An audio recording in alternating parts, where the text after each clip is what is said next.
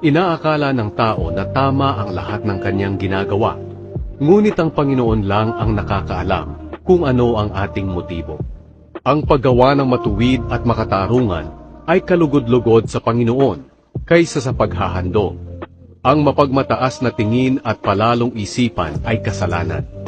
Ganyan ang ugali ng mga taong makasalanan.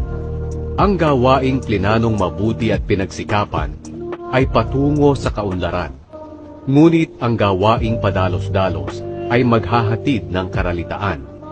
Ang kayamanang nakuha sa pandaraya ay madaling mawala at maaaring humantong sa maagang kamatayan.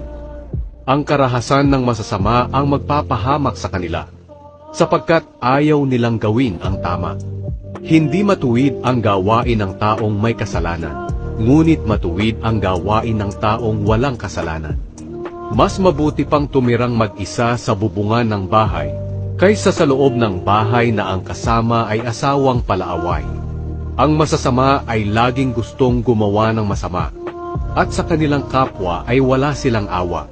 Kapag ang manunuya ay pinarusahan mo, ang mga mangmang ay matututo. Kapag ang marunong naman ang tinuruan mo, lalo pa siyang magiging matalino. Alam ng matuwid na Diyos kung ano ang ginagawa ng sambahayan ng masasama, at parurusahan niya sila. Ang hindi pumansin sa daing ng mahirap, kapag siya naman ang dumaing, ay walang lilingap.